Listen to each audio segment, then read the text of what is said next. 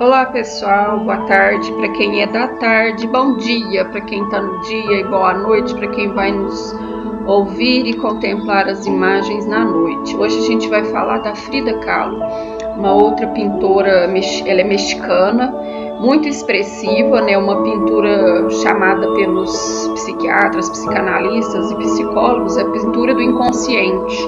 O nome dela é Madalena Carmen Frida Kahlo e Calderón. Ela nasceu no México, né, em 1907, perto da Revolução Mexicana, um período muito turbulento, né, politicamente falando, e também, assim como Tarsila do Amaral, foi uma pintora à frente do seu tempo. Mas a marca forte da Frida é a superação. A gente vai perceber que talvez Frida tenha assim uma proximidade com Sofrida, porque a vida dela foi assim uma constante superação e a pintura foi a grande aliada que ela encontrou.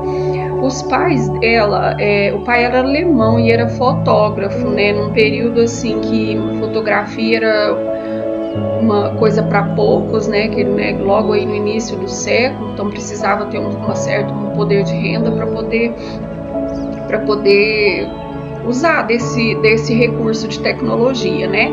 Então, inspirada nessa atividade do pai, ela começou a fazer os seus retratos feitos à mão. Então, tudo que passou na vida dela da forma mais variada, ela foi produzindo com seus pincéis. Aqui nós temos o autorretrato dela. Aqui ela coloca a árvore genealógica, né? Chama meus pais e meus avós. Então, aonde vem a descendência dela, alemão, avô. E aí ela vai se construindo, né, construindo a sua própria trajetória através da pintura. Quando ela tinha 6 anos, ela sofreu poliomielite e isso deixou uma das pernas dela menor que a outra, teve sequela, né? Na escola ela sofreu o que a gente chama hoje de bullying, né, que chamavam ela de perna de pau, mas ela foi muito espirituosa. Ela criou um estilo de roupa muito próprio, né, com saias longas, coloridas, chamativas, exatamente para disfarçar aí, né, para tirar a evidência da perna e do andar mancando que ela tinha. Então ficou a marca da Frida, as roupas que ela, os acessórios de cabeça, também cabelo, tudo muito rico e colorido. Não bastasse a poliomielite, né, com 18 anos ela sofre um acidente de carro. Ela estava indo de bonde para a escola e um caminhão chocou com esse bonde. Então ela teve várias fraturas na barriga, na pelve, uma das ferragens trespassou inclusive o órgão genital dela. Ela ficou acamada e engessada por muito tempo, né? E por conta disso ela sofreu mais de 30 cirurgias. Mas como a gente vê aí na imagem, ela sempre se superando, né? Ela não se deu por aniquilada e continuou pintando, produzindo, sempre adaptando as condições para pintar a necessidade que ela tinha. Esse é um outro autorretrato que mostra a coluna fragmentada dela, né, pelo acidente, não bastasse a poliomielite. Em um dado momento também a gente vai perceber que ela vai ter uma outra lesão, né, mas a gente percebe que a pintura dela é muito cheia de códigos, né, muito cheia de imagem, muito rica aí da própria existência dela. Ela teve um sonho de ser mãe, né, como toda mulher. Ela não se realizou, porque ela sofreu 3 abortos espontâneos por causa dessas perfurações que ela teve na época do acidente. Ela foi casada também com o pintor Diego Rivera, né, que ele aparece nessa pintura aí no colo dela e no colo da grande mãe. Diego Rivera também era pintor, mas ele era paisagista, ao contrário da Frida, ele pintava paisagens, né, e era também a pintura dele ficou muito famosa, né, pelos murais. Ele também já era muito famoso quando ele conheceu a Frida. Tinham também, além da pintura, uma forte ligação pelos interesses políticos, né, pelas teorias que predominavam na época. Quando eles se casaram, Frida tinha 21 e ele tinha 41, então a diferença de idade deles era um pouquinho grande, né, de 20 anos. E aí a gente percebe, né, que pela trajetória deles, eles realmente tinham muita coisa em comum. ele era um pintor surrealista, né? Essa aí é a Copo de Leite, é um trabalho do Diego Rivera. Esse também é um outro mural feito por ele, mas acontece que Diego era muito infiel, né? Eles chegaram a se divorciar. Ela chegou a se divorciar dele, mas logo depois ele reatou e ela não pôde ter filho, mas para a gente ter ideia assim das traições, o quanto ela sofreu com isso, ele teve 3 filhos com a irmã da Frida. Então e eles moravam em casas separadas. A gente vê aí a casa rosa e a casa vermelha. Era a casa de Diego ao lado da casa da Frida. E aí na próxima aqui essa imagem mostra como essas casas eram interligadas, né, pelo terraço. Hoje a casa deles é um museu, né, preservada, intacta, como ela viveu na época, o Museu Frida Kahlo, o ateliê, algumas tintas, né, que ainda restaram. Essa é a cama, né, essa cama vai aparecer em algum dos quadros dela que ela pinta, se autorretrata, né. Em função dessa relação tumultuada com Diego, alguns estudiosos atribuem o alcoolismo que ela veio desenvolver em função dessa relação. E em função ainda do alcoolismo, ela teve muitas infecções, muitas dores, né, que era um organismo já todo perfurado. Ela usava um colete ortopédico para sustentar a coluna.